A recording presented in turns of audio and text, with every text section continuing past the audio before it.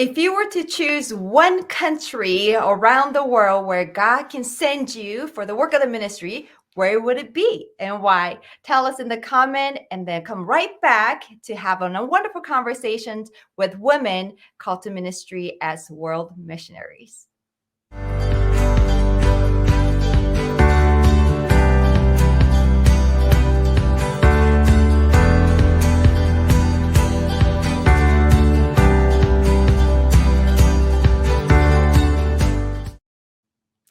Hey friends, welcome back to Learn Together. I'm your host, Sehi Duran, and today we get to hear from four different women. In fact, this is the first time that I have four guests in our episode because we have so many awesome stories of women that are working so faithfully, making tangible difference around the world. So today our emphasis and focus is on Assemblies of God World Missions.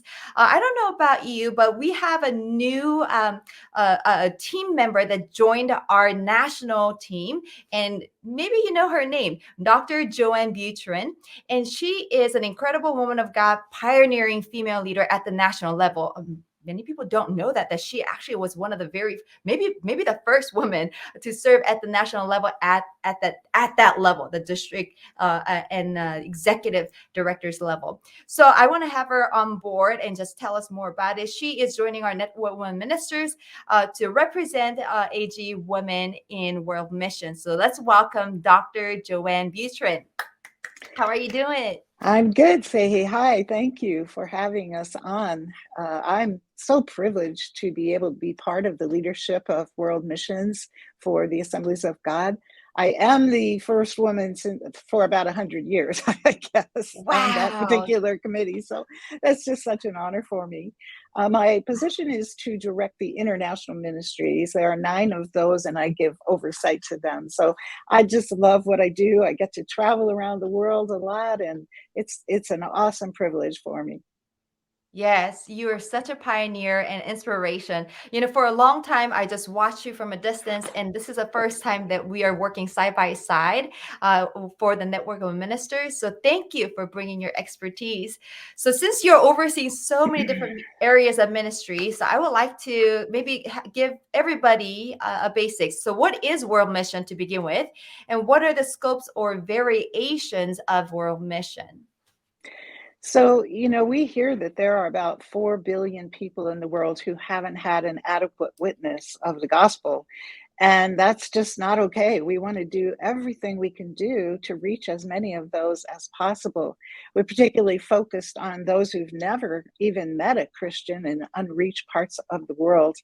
Our mission statement is we want to see the Church of Jesus Christ established everywhere. Wow, that's awesome. And there's so many variations. When we think of world missions, it's just missionaries going to like a jungle or something, right? That's just an old mentality. But there's various kinds and types and different levels of this world mission. So thank you for giving that feedback. And I've heard this term, the indigenous principles and missions methodology. So what does that exactly mean? And how does it apply in your context or for missionaries called to world missions? Well, it's part of our missiology to want to see fruit that lasts. We don't want to do things that are just going to be there and then gone. We want to see an ongoing ministry happening.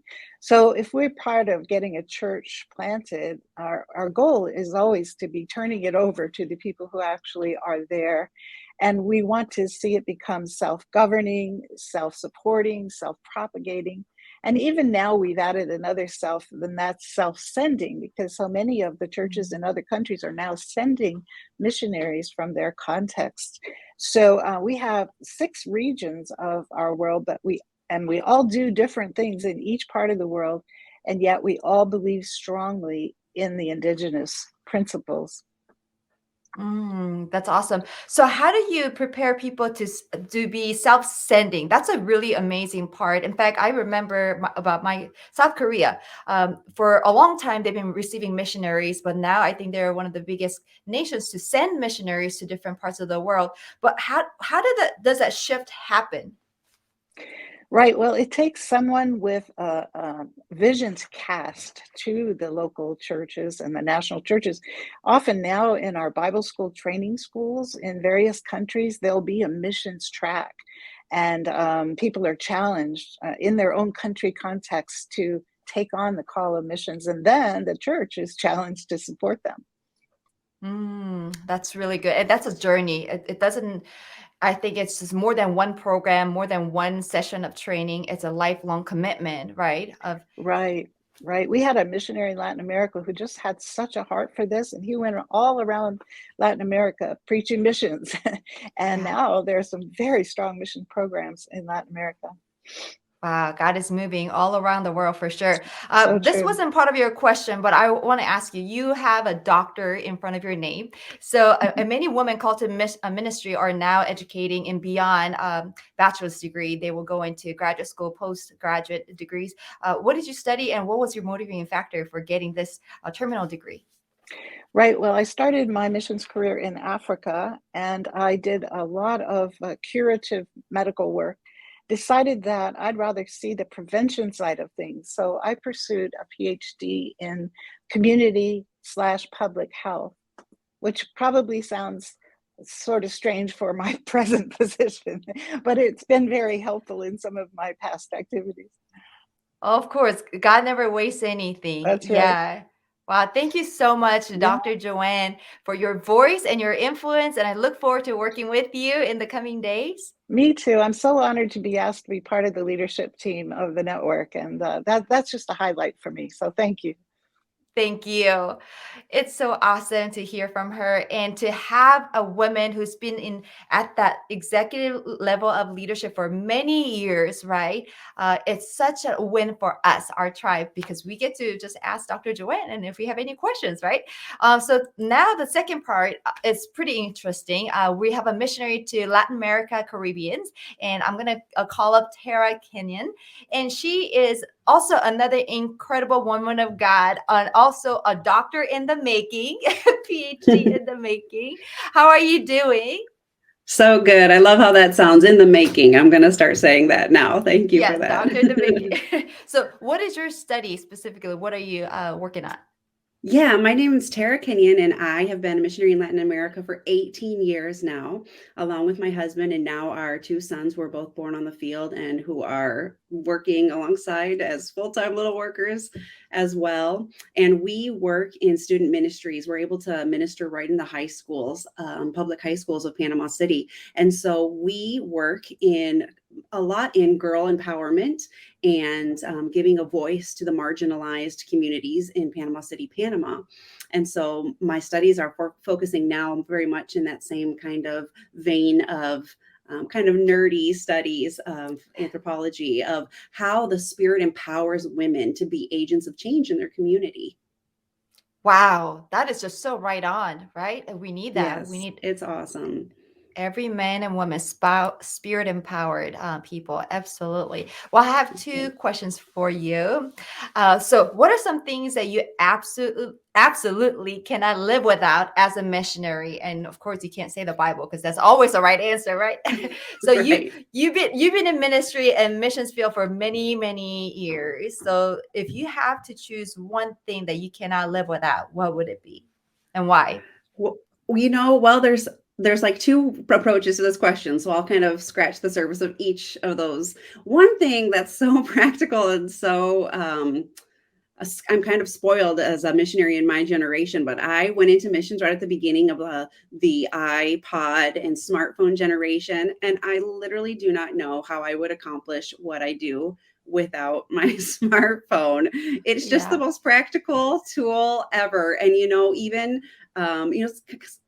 community informing doesn't happen quite in the same way in Panama, even as it does in Nicaragua or in Costa Rica, let alone in the United States. And so we get like our traffic updates, or if there is a protest, or if school's closing, or anything like that, we get on Twitter or on Instagram. And so it is literally everything. My Bible's there in my phone along with me, but Right. just my constant contact through WhatsApp.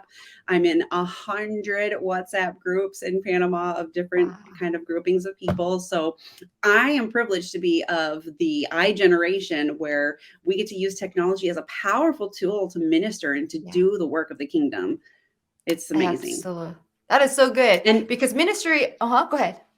Yeah, so and the other side of things that I cannot live without as a missionary is a good sense of humor, Oh, because that's good. we take ourselves so seriously so much of the time. And I feel, I don't know that this is true, but it seems that people view us as one of the super spiritual kind of suffering servant kind of way, but Yeah. having a good sense of humor um, kind of smooths all of the really rough waters of missionary Yeah. life.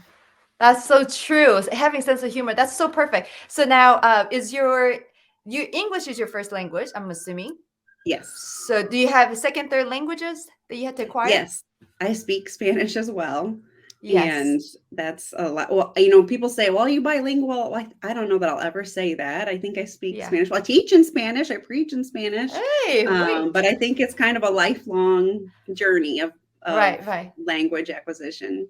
Yeah, well, English is my second language, so I totally relate to you having a sense of humor because sometimes we just slip words. I'm like, oops, you forever want to take it back, but it's recorded or somebody heard it. It's out there. Yeah, so you have to have sense of humor, right? A missionary life. That's so cool. Yeah, love that. Okay, so the second question is how to discern the missionary call. I think this is important. So this has to do with a call to ministry, but sometimes this can be very general, right? Like Yeah. God called me to ministry, but then as you search God's heart, it gets deeper and more defined. But how do you discern this missionary call, and how do you Yeah. prepare for this new assignment? So when you're called to missionary, then you're called to a new culture, new language, new food, right? Everything new. So yeah, discerning, preparing. How do we do that? Yeah, I think it is awfully similar to discerning the call of God in general to ministry. But, and so those things we test and we weigh them with our mentors, with spiritual people that we've given spiritual authority in our lives to, people of wise counsel, people who have been reliable in the past in giving good, sound, wise, godly advice. And then you do start testing it. You do start seeing where the Lord's leading you, and you start to invest time and resources into that suspicion, that strong feeling to kind of test the waters. I think that people need to have experiences abroad. They need to have experiences that aren't quite the normal missions trip setting where you're just in a big glob of foreigners kind of being toted about. And then begin to prepare accordingly. Start getting to know people in your own context that may be from those different kinds of cultures or settings, and do these practical steps. For us, for me, education is very, very important. I think it is the very minimal to be prepared for the things that God's called us to do, right? We should be prepared. We should invest our time and all of ourselves into doing our very best at what the things that God has called us to do. So I think that even that's an important thing, and just growing in humility. I've spent a lot of hours contemplating whether it's just a human thing that it's difficult to completely move oneself to another culture, or if it's even a little bit more difficult being American, because we kind of sit on this high roost in geopolitical position, and it is very difficult to shed that overseas. And I think that that's kind of what ends up being a barrier to a lot of people being successful on the mission field, is just being able to shed that identity and taking on kingdom identity as your priority. And so those are some really, really important things. But then when testing it, that call to missions can manifest in so many different ways. Maybe you are on the foreign field the rest of your life, learning another language and becoming a new person in this new context. Or maybe it's being involved in your local church, taking trips to places where people have the opportunity to experience that call themselves, or if it's being a mobilizer and raising funds and helping missionaries to mobilize and to do things on the mission field. So there are a lot of different kinds of ways that a person can end up landing in testing that missions call on their life. Wow, that's so powerful. Now, this is a rabbit trailing question because as I'm hearing this, as you unpack this, I have this thought. So we have some people that are called to missions, world mission. They discerned it and they went, but then they realize, oh my goodness, never expected this, or they faced some challenges that they weren't ready for. So they ended up coming home and then they're confused because they still Yeah, feel called to ministry or even missions, absolutely. but maybe they will question, did I hear God wrong? So what kind of wisdom would you give those people maybe who came back home really confused, discouraged, or just kind of like seeking what is next? Well, for one thing, I would definitely encourage any person that has had that kind of experience to just know that the fact that you've gone out and had any kind of cross-cultural experience, that has already transformed you. It's already made you somebody that you weren't Yeah, before that. that's true. And so there are so many things that you can do with that. We now live in a beautifully diverse country in the United States as a home nation for us. And there's literally probably not a zip code in all of the country that I couldn't visit and find Latinos with Right. whom I can, have that Right. experience.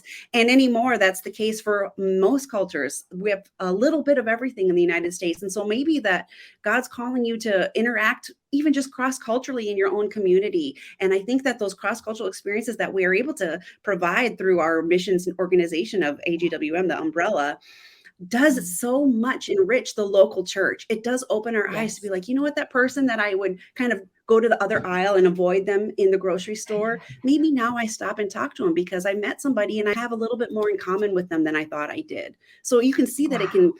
can make our own churches back home even all the more vibrant. And that has a Mm. global impact, even coming still right from the United States. Wow, I feel your passion, and I that is so affirming and empowering and encouraging. So thank you so much for speaking to those that who maybe have a little bit discouragement as a result of their experience, but Right. thank you for that affirming word. Well, soon to be Dr. Tara, thank you so much for your wisdom. Continue Thank to you so walking. much. Yeah. All Thanks. right. Well, well, now we're going to hop on to another missionary that are serving so faithfully in Europe, right? Ariel Rainey. Let's welcome her to the table. She has another perspective as a missionary, as a world missionary. Ariel, how are you doing? I'm good. I have been a part of the Assemblies of God for almost 30, well, as a missionary, for almost 30 years, which makes me sound really old, but I'll just say that I started really young.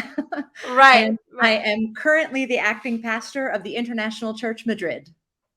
Wow. Yeah, I was telling you just before we were recording, I went to Spain and I actually went to Madrid about 20 years ago when I first got married on our honeymoon. Beautiful people, beautiful country. I am a little bit jealous of you right now. I So think a lot of people I, are. yeah, I know. So here are some questions for you. What are some coping skills people can develop to overcome homesickness? Because as you're a missionary and you leave home and the familiarity, you start to miss your friends and your some food and all those things. So what kind of coping skills have you acquired that worked? I think the first thing is to admit it, lean into it. You don't really get very far by trying to bully yourself into feeling, like you shouldn't be homesick. I used to, when I was younger, try to kind of be like, well, this isn't helping anybody. Just get up and get over it, and throw yourself into the work, and you'll get past this. But it just doesn't work to try to bully myself into feeling differently. It's far better to just admit it and go into it, and look for coping skills. So some of the things that I've seen other people do is to plan ahead before they go, and they celebrate like the small holidays. For Mm. example, St. Patrick's Day, something that's Yeah. very American. I mean, every country, or many countries at least, have Christmas, or they have something, in local. But some of those smaller American holidays, Groundhog Day, just to kind of celebrate and remind yourself where you've come from. And it can be something to look forward to. And I think that being strategic in that is important. I know for myself, every year in February, it's just going to be a hard month. It's after the Mm. holidays, it's cold and rainy here, and it's just kind of a boring time, and I don't feel like doing much. And so because I know that ahead of time, I plan every year to Yeah. take a trip in February, just to go away for a day or two, have something on the calendar that I'll look forward to, and that Yeah. gives me like a positive thing in the middle of what is normally just a kind of a cold and yucky month. I think Yeah, along with that is the concept of both and. We tend to think in either or. Either I'm, happy to be here every day, or I'm a bad missionary. Either I get over this homesickness, or this is going to be the end of me. And that's just not going to help to think in either or terms. It's better to think in both and. I can both be someone who misses home and someone who yeah, really loves where I live. I that's can good. kind of miss my family and still know that I'm called to be here. It's both. Yeah. And I can make a list of things I miss at home, banana milkshakes, and then I Yeah. can make a list of things that I get here, and I can really enjoy those. And as long as I can keep that balance, it'll help me get through. And I think not only missionaries deal with homesickness, pastors' wives, people, you can miss the church you used to be in, or, where Yeah. your family used to live, just as much as we do. Right. I think social media helps, right? As far as missing people and friends, you can stay in touch and stuff. I want to send you a vanilla milkshake, Ariel. Thank you. I know. Okay, well, I kind of relate to all of those because I live in America, but I am original from South Korea. So every once in a while, you're missing the food and families and friends. But you're right, both and that really worked for me. And without even knowing that that was an option, like I think functioned it that way, that I can exist in both worlds. Yeah. And yeah, are you missing any special food besides milkshake? Not so much. Not so much. I actually have friends that are arriving tomorrow morning, and I'm going to the airport. They're bringing me some stuff in their bags. So people are generous. They send a Yeah. lot of good stuff. There you go. God cares for you when you're faithful, right? So missionary life isn't always exciting though, right? It's not always rosy and fun. And there is a dark side of the missionary life, especially as a single woman. So what dangers do we need to know for prevention? And what help can we get after traumatic events? I think that one of the things we need to do as singles is to deliberately, intentionally choose other people who will have a voice in our life. Married people have kind of an automatic person in their life that tells them, hey, you're really grouchy today. Yeah. Or, maybe they're even doing that at the top of their lungs, but they have that voice back to them that tells them exactly what they're, doing, and sometimes even acts as a break if they're working too hard or expending too much energy. But single people don't have that built in the house person that tells you those things. So we have to deliberately choose. I will have people who have the power to tell me, Ariel, you're not okay. You're working too hard. You're burned out. They have the power to say, hey, you're making some really poor decisions right now. And I have to allow that. Like that's on me. But Proverbs talks a lot about wisdom is in that discipline. It's in using those other voices to give us counsel. And even the wounds of a friend are better than, from an enemy. So I think that that's important to cultivate those kind of voices. And along with that then is an automatic accountability. If I love to hike. So I like to go out and hike on my days off. But even if I do that by myself, I'm still accountable to my team as to where I am. I put it in my phone, I share my location, and we have all that technology today. So they know where I am. And they also know I've made a commitment. I will not do something stupid when I'm out there hiking by myself. I might want to go to the edge, or but I know if I'm doing something like that, even though I'm not in like particularly dangerous places, but still things could happen. So I'm accountable to them that I won't be crazy. I will remember that there are people who I'm accountable to. And I think that that's very important for like you said, even traumatic incidents, having an accountability and having voices in our lives ahead of time helps to protect us even when things get off the rails and things that are beyond our control. And I'll go back to, again, lean into it, admit it. It does not help to try to cram those feelings away and deny them, or to think, and I know the enemy tries to put this in your mind, if you tell people it'll be bad, don't tell anyone, things like that. But honestly, the Bible talks a lot about bringing things that are in darkness into light. That's the work of God. And so even sometimes things that happen to us in which we were victims, it still has to come to the light. and we will be more free when we allow that to come into the light. I learned that the hard way. Things happened to me when I was young and first starting out in ministry, and I didn't talk about it for 20 years. And because I didn't know that I could, I didn't know how, I didn't know who to talk to about it. I think we're a lot better now than we used to be in those things. But honestly, bringing it to light was the best thing that ever happened. And so I think that as single women, all of that really comes down to, I choose to live a life that's authentic and transparent because I have people who have a voice and see me, and I can trust with that. Wow. It sounds like it came from your own experiences of leaning into it. Yeah. So hard learned lessons. Yes. Well, thank you for sharing that with us so we don't have to learn it the hard way. So appreciate your obedience to God's call to ministry and making a difference over there in us, where you're at. Oh my goodness, I would love to just be with you right now. But so thankful for your voice and influence. God bless you. Thank you. Hey, we have one more conversation coming up here, and I hope that this conversation is already empowering you and giving you hope. And if you're considering becoming a world missionary, JoAnn Butrin is the one to start the conversation with, and just Dr. JoAnn, and just send her an email or contact her. She'll be happy to walk you through that journey.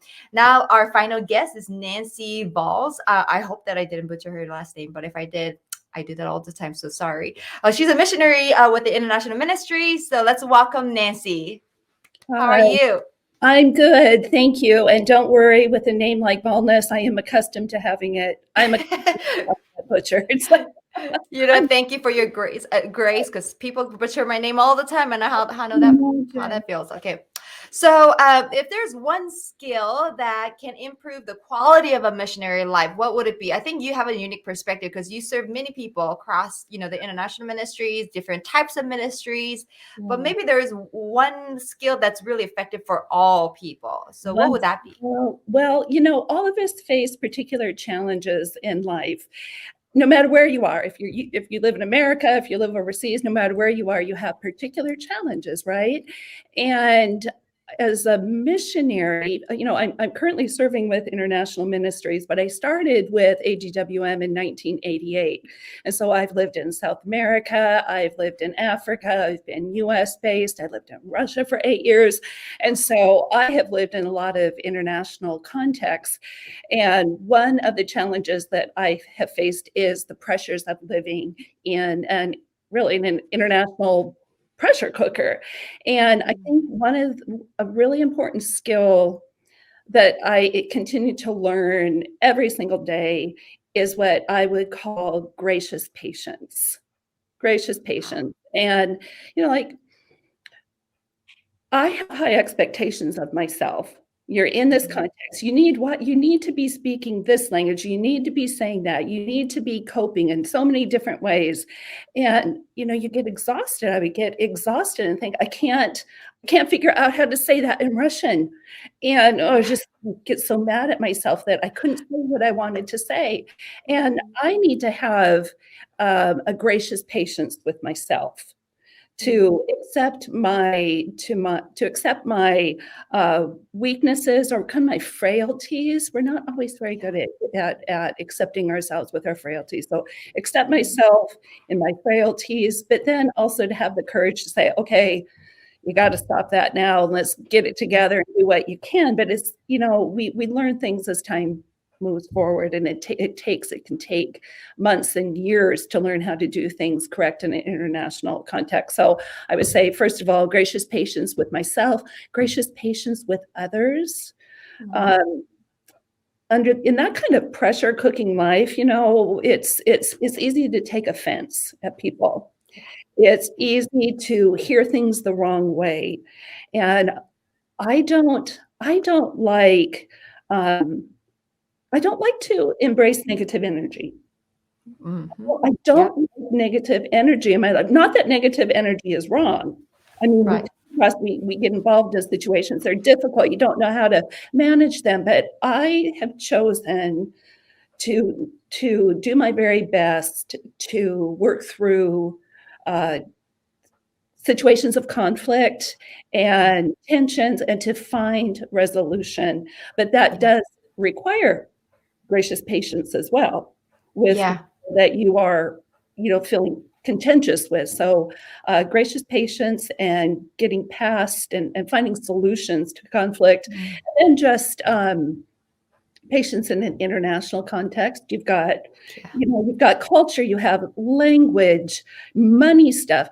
I was in Russia when my father died, and they called me, as my father was dying, and I couldn't leave the next day because I knew that it was going to take me an entire day to find the medications I needed for the trip and the money to pay my rent. So I figured, well, it'll take all morning to find the medication. It'll take another afternoon to get the money. And so I had to develop, I had to be patient with that cultural context I found myself in. So I think gracious patience it's been an important skill for me. Yeah.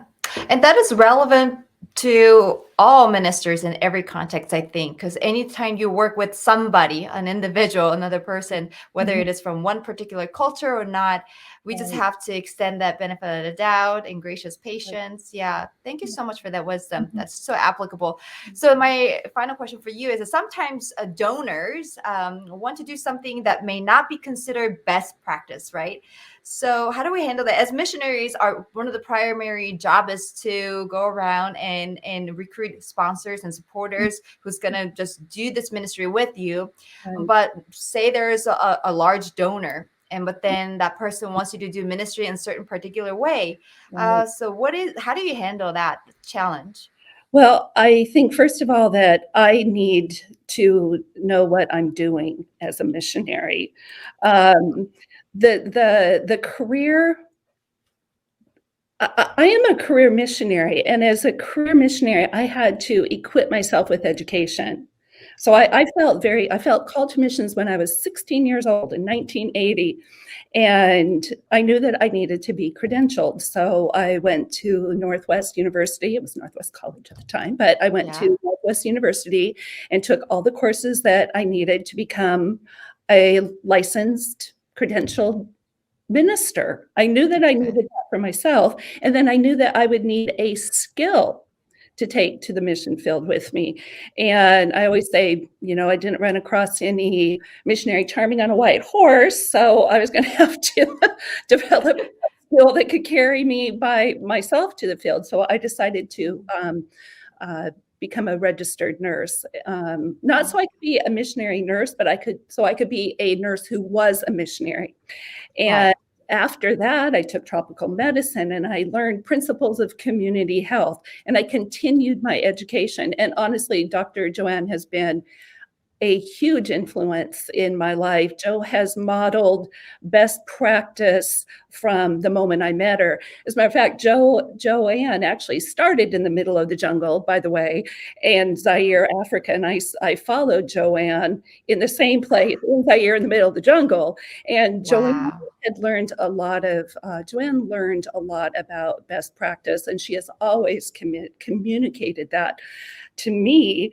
And so she has had a big role in equipping me to know what best practice is. And that's what I'm getting back to is best practice. We have to know what best practice is. And so when I'm faced with a donor who is wanting to do something that I know is not correct, well, I might take a minute to step back and say, well, I bet that an ounce of prevention would have been, how's that go? Ounce of prevention is a pound, no, ounce of prevention and a pound. Yeah. There's some type of analogy I'm trying to make here. Prevention. Let's start with prevention. So where I'm not making connections with donors who are going to want to come in and do something inappropriate. So that's start with prevention. But if that situation does arise, you have to know your status in relation to that donor. Can I ask that donor, am I in a position where I could say, by the way, tell me why you're wanting to do that kind of project, and maybe bring education about the kind of work that I'm actually doing. And I work in the area of HIV/AIDS ministry. And over the years, especially those early years in Africa, people wanted to give money. People wanted to do this. They just wanted money at everything. But I had the concept that I was going to do HIV/AIDS ministry in Africa without any resources coming in from the outside. It's like, let's do HIV/AIDS ministry with local resources. So I wasn't building up any kind of inappropriate ministry that would be dependent on outside resources. And so I have been faced with people who have wanted to bring in, like, do some inappropriate stuff. So I guess starting off and saying, well, why is it that you want to do that? Well, here's maybe another idea that we can work with. So could I interest you in this kind of project? And that wasn't a very awkward situation once in Africa. And I actually had to bring in some leadership voices to kind of come in and negotiate those waters. But yeah. Wow. So having that mind of prevention, and then not avoiding the situation, but even probing it to deter the conversation or redirect that conversation and bring it to the light. I think that's what you're trying to say, is that wisdom. And it takes a village to handle difficult situations like this. So I'm very thankful to even hear that you involve some national leaders to resolve that tension, which is wisdom. And that gives us as missionaries, right, women called to ministry, confidence, knowing that you're not alone. Right. When you're going through a hard time, there is a leadership that is protecting you, standing with you. Yeah. Absolutely. Yeah. We can't do it all by ourselves. That's for sure. That's what Ariel had to say too. That was great. You've got to have people around you. And as a single woman, just without those built in, you don't have those built-in protections. And I've definitely had to build those intentionally. Wow. Thank God for protecting you and empowering you to do the work of the ministry and still doing it, going strong. Thank you, Nancy. God bless you. Appreciate it. These women are just inspiring, aren't they? They're faithful, they're courageous, they're bold, they're empowered. They are just great examples and role models for us to look up to. Hey, if you are called to world missions or any missions or even to ministry and unsure what to do, we're here for you. So stay connected with us at AG Women Ministers. And I'm going to pass the baton to none other than Crystal Martin for a Leadership Minute.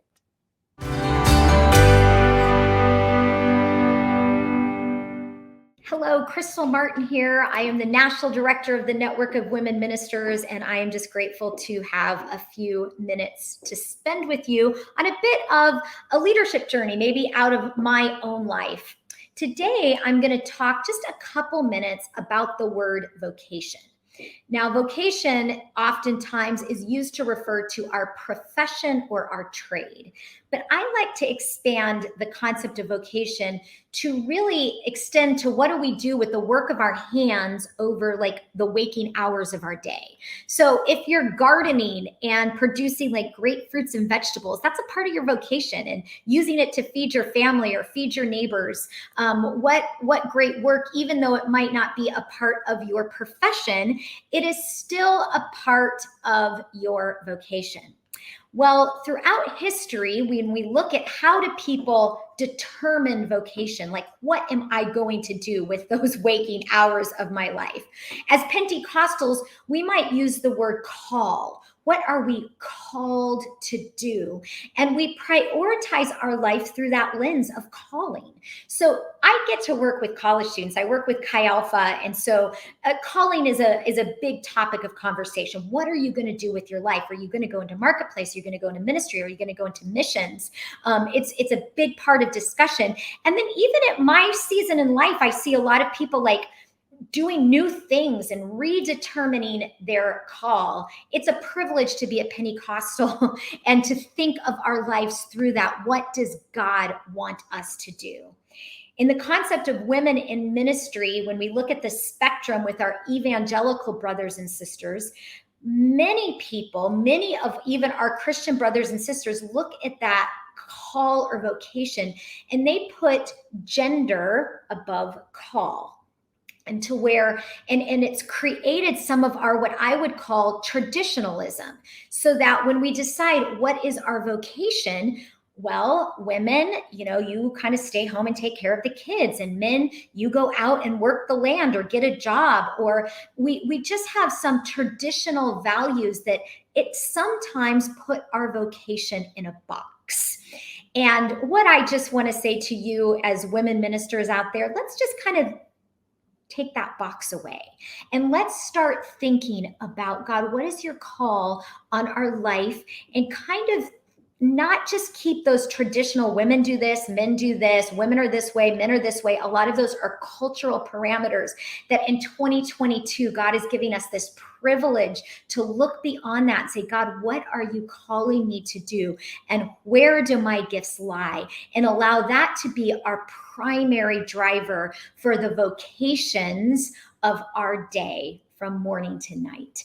I actually gave this little teaching to my son and daughter-in-law. My son was like, man, maybe I'll get to be a stay-at-home dad someday.